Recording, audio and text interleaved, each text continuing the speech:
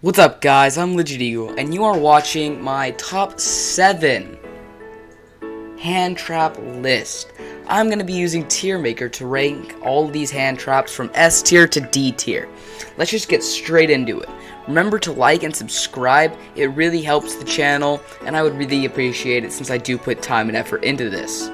So first we're going to start off with Ash Blossom and Joyous Spring. I'm putting this at a solid A tier. Ash Blossom is really good at any decks that search. The only problem is that a lot of decks are used to getting ashed, so they figured out ways to deal with Ash Blossom. However, that does not mean that Ash Blossom is not as good as it used to be. I would still recommend playing 2 to 3 Ash in a deck if you have room to play it. Next we have DD Crow. I'm putting DD Crow at a D tier. I don't think that DD Crow has many uses. I mean, you could use it to basically stop Eldritch from progressing just a little bit. It won't do all that much because they figured out ways to bring it back insanely easily, and it's just a waste of your materials. I would recommend playing something else like Infinite Impermanence or Effect Veiler, maybe even Ash Blossom. Then we have Droll and Lockbird. I'm putting this at a solid C tier. The only thing that I can think that this is good for, is pendulums. If you're playing against pendulums and you just drop this on them, they're gonna scoop. They can't do anything about it. It's also good against some other things, some other sorts of decks that aren't so popular right now.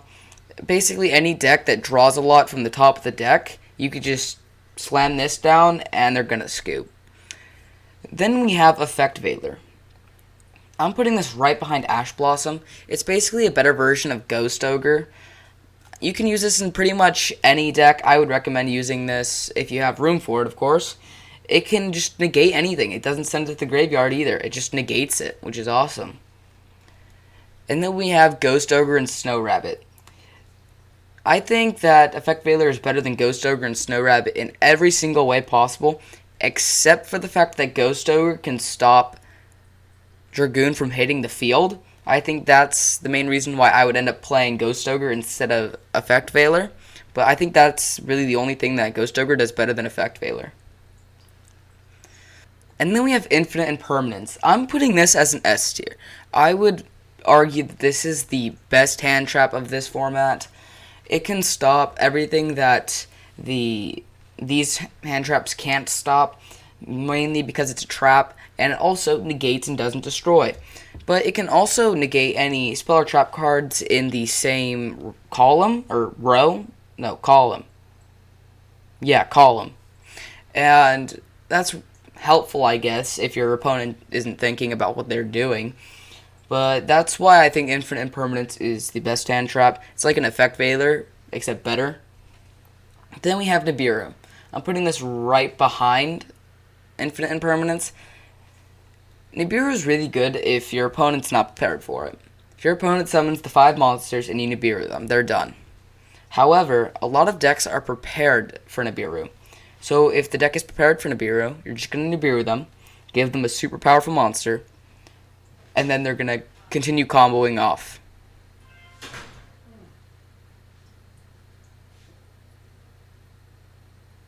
So that's why I put Nibiru right behind Infinite Impermanence, but still in the S tier slot. I would love to know what you guys think, and whether or not there are any other hand traps that you think should have been on here. Any honorable mentions, anything like that. Also, if you think that any of the hand traps should have been farther down or farther up.